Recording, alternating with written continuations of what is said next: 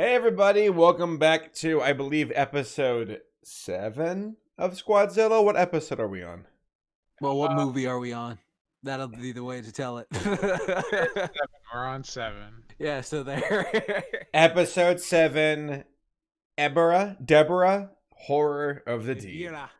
Ebirah. This is the one with the lobster. Yeah. Larry. The lobster. Larry versus Godzilla. Good shit. I'm not gonna lie, I really like this one a lot. This one's really campy fun, and I think what makes this one so fun is that it's very stupid. Obviously, like we're in the stupid phase. We're deep in the stupid phase of Godzilla movies right now, but a good stupid. But I think the reason that this one is so fun compared to some of the other ones is that it's not like scientists and reporters sitting around and like thinking about shit for 99% of the movie. Yeah. They're trapped on an island and they're running around as a dude in an eyepatch shoots at them badly. Yeah. So there's interesting things happening the whole time, like very like surface based exciting things as opposed to having to pay attention to dialogue. Yeah, because like this was one of my favorite movies as a kid, like one of my favorite Godzilla movies. Because I remember I just always enjoyed this movie, and then now I see why as an adult. Because it was just like it's like an amalgam of a James Bond movie, Scooby Doo cartoon, and this Godzilla intact. Like you just see like all this like just combined in this bowl, and it's just like it's just very entertaining. Like the goofiness is like one of those things where if you watch like some of these movies, they can go from like, oh my god, that's really dramatic, to like, all right, this is kind of slow, to oh okay, this is funny and goofy. And now this is just where it straight up got into that 60s level cheese of just like, oh, it starts off with like a freaking hippie dance contest for like 30, they're dancing for like 30 days or some ridiculous number that they're dancing for, and then like we leave, and then we have like this colorful cast of like a bank robber and this guy trying to save his brother, and then these other dudes trying to go to this island where like the brother is, or something like that. And then they have to go and deal with this giant lobster creature. And Tom, you brought up a valid point. Like it's funny that they have like a sea monster this time around, but pretty much it just came down to like, yeah, we don't want to make the bottom of this thing. Let's just put it in the freaking top. See its claws. It'll pop out every now and then, and it's good. And yeah, and this is just another continuation of Godzilla becoming more anthropomorphized, because like he's doing stuff like an anime character, like wiping his nose, like, I can handle this and stuff like that. But yeah, to me, I still enjoy this movie a lot, but I don't want to just like go off. Like, what do you guys think? Man, just echoing what you all are saying, like it's fun, it's campy, it's an escalation of the craziness of it all. And yet there are still those common denominators, like, okay, there's Mothra's gang singing around, dancing, worshiping. You got misogyny. No, it wasn't as bad this time around. It was there, but it wasn't as bad. It wasn't like they were like, silence, woman. Because, like... She was pretty capable. She just had one moment where she's like, I need to take this wire and wear it as a necklace because I think it's pretty. Even though that was like that was a Chekhov's gun. It was set up and then was paid off. They used it. They use it to awaken Godzilla, so it had plot relevance. I guess like some of the guys seemed a bit like, because there's like 4 main boys who take. There's a dance contest and they just steal a boat, right? Yeah, they just steal it. They get like a bank robber and they steal it. The premise is simple, right? It's just like guys trapped on an island with, monsters and like crazy evil people. But the way that they decide to get our characters there is ridiculous. So one of the dudes, his brother has gone missing before the movie starts, and he's convinced that it's still alive because some weird like spiritual lady has communed with the dead and has found out that this brother is not actually dead. He's not in the spirit world.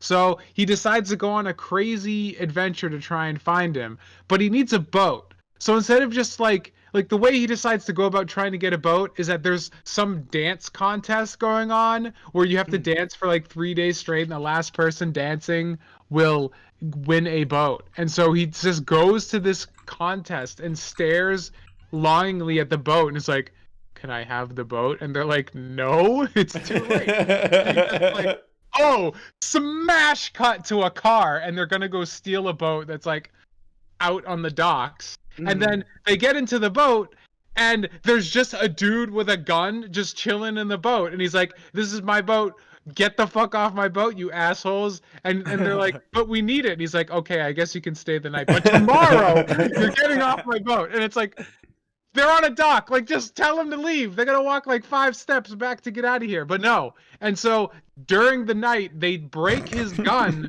by accident and start taking the boat out to this island, and nobody realized it was happening. And it's just like, you could have just had like some dudes, you know, on a boat, and the movie starts with them on the boat, and then they crash on this island. Like, we could have skipped like all of this rigmarole, but we had to have this most convoluted. No, absolutely. How badly they fucking broke apart that gun. Like, it was just like, oh, I accidentally, bro. It was just like, you went Hulk on this. What the did you do to this thing? It's not, because they refer to it as, oh, we broke your toy gun. Assumedly under the impression that they didn't realize it was a real gun, but then they later refer to it as a toy gun again. So I don't know if like it was supposed to be like, haha, we are the dumb kids, so much to the point that we didn't realize we were dicking around with a real gun and somehow broke it, or if it was trying to be like, well, this thief, because like the guy ends up being a thief. He had stolen a bunch of money, was hiding out in this boat. It wasn't actually his boat. Like, if we were trying to like, this thief is the main character and he needs to be a good guy, so we can't give him a real gun. If we gave him a real gun, he could be bad and mean and evil. So he's gonna have a toy gun that he used to stick up this pachinko parlor and robbed them. It was not made clear what of those two. I guess there's some artistic interpretation in this densely packed narrative that you can unpack for yourself. I love it though. I love how over the top and corny and hammed up it is. You got like these Japanese troops running across the beach with their machine guns. Like, I think I saw some moments where they're shooting their gun, but the sound effects weren't there. So you just see like the blaze on the gun, the what's it called, the muzzle, the fire of the muzzle of the gun, and it's like, oh, there's no sound effects. So I do appreciate how hand up it was. And we talked about how it felt like Scooby-Doo a bit with the Hanna-Barbera energy. There was a lot of that. Like, you really felt like you were hit that like running like in place before like going, and then like have like the changing door thing where you see like all the people running through different doors, and then see Godzilla run through one, and it was just so goofy, but it was so lovingly goofy. I loved it. It was a cartoon. Yeah. Live action cartoon. It was interesting because this movie was originally going to be a King Kong movie. What? Yeah, it was. Yeah, I remember hearing about this. It was like based on a concept for a King Kong movie, which is why there's like that weird scene where Godzilla's just like, hey, this attractive young woman has piqued my interest, even though I have never once been interested in women other than crushing them under the heel of my boot. Right. And they wake him up with electricity and stuff. So like, there's like a lot of like, a lot of the beats are recycled from having King Kong be the titular monster. Wow, that makes so much more, because that scene where Godzilla is looking at the girl, I'm like, that doesn't seem to be like anything like Godzilla's personality. He doesn't care about humans. He's so indifferent.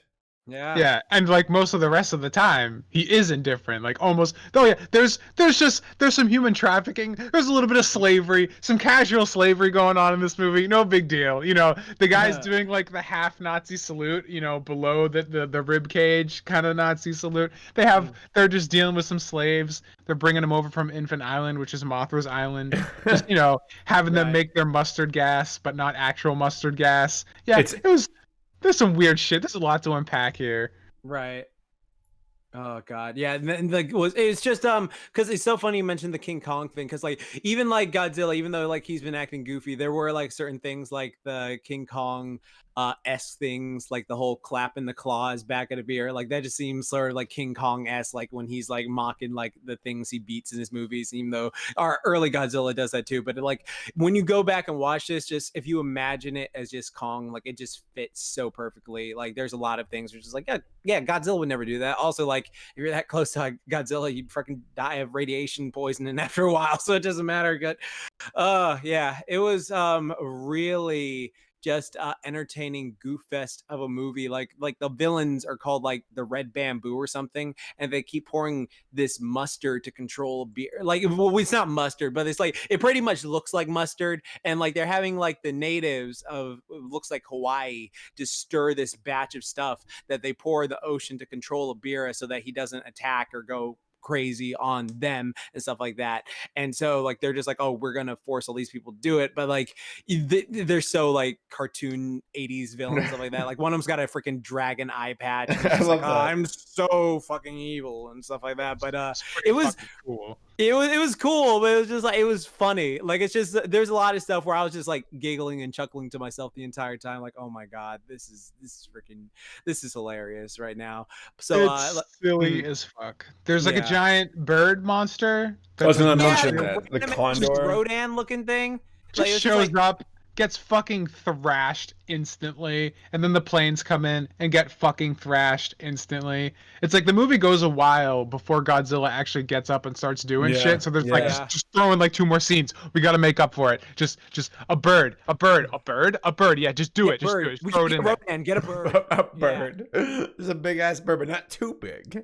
We're gonna have this big bird fight King Kong. Oh, King Kong's on this movie. It's gonna fight Godzilla. Doesn't make any sense. We're gonna do it anyway. Why is it attacking Godzilla? Because it's a bird. They do that. It's a giant kite. There you go. Boom. Oh god. Everybody in this movie just wanted to sleep. That was, Ebirah is just chilling in the bottom of the ocean, not bothering anybody until people start like messing up with his turf. Godzilla's just sleeping inside a fucking mountain. How'd he get in there? That's a good question. Don't know. He's just chilling inside the mountain trying to sleep, and they're fucking with him. They wake him up with electricity, and then after that, by using a sword. Back asleep. Yeah, with a sword. They get lightning. They make a lightning rod out of a sword that they conveniently find in the beginning of the movie. Like all the little Chekhov guns are placed, and they're set up, but it's just like in the most asinine way possible. They're just like climbing up the cliffside after they get wrecked on the island, and there's a sword just there, and they just hold on to it until they need it for this scene. Right. It's hilarious. I like that. Mothra's in this movie, kind of. Yeah. But she just wants to sleep too. She's just chilling for like the entire movie. It's like, hey, can you help us? Our people are being abducted and like being human trafficked, and we need this random autistic man and his older brother who's shipwrecked here like 2 months ago to save us. If only we had a giant monster that could go fuck shit up for us and get our people back. But she's just sleeping. So we're going to keep dancing, I guess, and praying and hope that something happens. Everyone had like a big glass of melatonin for this movie. Yeah, for real. Like, they're just all like freaking like it's so funny. Like Godzilla is just like, all right, whatever, just going, like looks at the girl like, oh hey, how's it going? I'm just gonna chill and take a nap. You can go do whatever you want. And then like he gets attacked and assaulted. He's just like, what the fuck, dude? I'm just trying to nap. What the hell? Where'd this come from? And then like he just goes to fight the thing. And then like at the end, he's just like looking around like, man, I just wanted to take a fucking fine. All right, I'll get in the fucking water. Shit, because the island's blowing up now. I can't take a nap anymore. And so like he has this like look on his face like, oh fine, I'll do this. And then should have just tanked the explosion. That would have been so much cooler. Exactly. Agreed. Mm-hmm. I thought it took a while because like it's funny. Right when I started to actually like complain about Godzilla not fighting yet. Was right when a fight was about to start. I think that was around 40 minutes in or so. So 45 minutes, yeah. I was like, when are they gonna fight? There should be a monster fight by now. And then lo and behold, like Godzilla's waking up to fight the crab guy. What y'all's thoughts about the crab monster? What do you think? Ebirah as a monster itself. Yeah. I mean, it's fine. Like I thought, like as a kid, like it like creeped me out. Like it made me like not want to go in the ocean for a bit. Really? But, like because it's just because there are just certain movies like that. They just, even if you're like completely fine with it, like because I don't like things with like a lot of legs that can like pinch or bite or some shit like that. So I've never liked lobsters and crabs in real life. Just they give me the heebie-jeebies. And so like that was one of those things where I just saw it was just like ugh. It just like every time I saw him, it just made me ugh. But like as a character, it's just a monster with a big claw that does it. I mean, yeah. I mean, to be fair, the first big thing Ebirah does of any note is attack two innocent native men trying to escape from slavery, spears their bodies and feasts on them. Yeah. So it's just like, Yeah. pretty Like a lobster aggro. would. Yeah. Jordan Yeah. Jordan Peterson would be very proud. The lobsters are definitely establishing their hierarchies. Oh, definitely. Oh God, yeah. That's so yeah. With Ebirah just as a villain, I mean, like it's interesting. I mean, it's a fucking giant lobster. Okay, like it's interesting just to see a giant lobster, but it's not like anything like, oh my God, it's fucking like a Ghidorah or something like that. It's just It's one not a and done. threat to Godzilla. Yeah, Like exactly. he like twice he just kind of like bats a rock back and forth. They play catch for a little bit, and then he's like, Yeah. okay, just nukes him, and he dies. And it's just like, all right. That went on for a bit. That rock fight, they're throwing back and forth. I was like, damn, they're going for a high score. Yeah, because I remember like, when I first saw this, like the very first time I ever saw a clip of this movie was when I was a kid and I was living in England, and on the BBC they had like this thing called Monster Night, and on Monster Night they would just like have a thing where people would place like these. It was like a show where they're pretending to like place betting bookies on like these monster fights, and it was like King Kong versus Godzilla, Godzilla versus Ebirah, and then like Gamera versus I think it was one of those pterodactyl things he fought in the 90s movie. And yeah, and so like they were like having these like commentary over it, like as a sportsman, like, oh yeah, Godzilla is going in for the headbutt, oh but Ebirah throws a rock, oh and stuff like that. And so That's like great. I always remembered that when I watched that, so I think that just added to another level of nostalgia and enjoyment for me when I was watching it. But yeah, I thought it was a fun movie overall. Like it was definitely one of those movies where I was just sort of like, okay, well, let's see if I enjoyed it as much as when I was a kid. And as a kid, I liked it a lot more. But now I'm just like, it's goofy, it's silly, but I enjoyed it for the most part. So that's my personal opinion. But what about y'all guys? Tom? It's totally worth watching if you're into these kinds of movies. It turns the cheese up to 11, but like it doesn't really get too dull or uninteresting. It's just it feels like a cartoon. Like the main characters are all kind of like caricatures, dopey, stupid, like in over their heads, doing ridiculous things, making terrible decisions.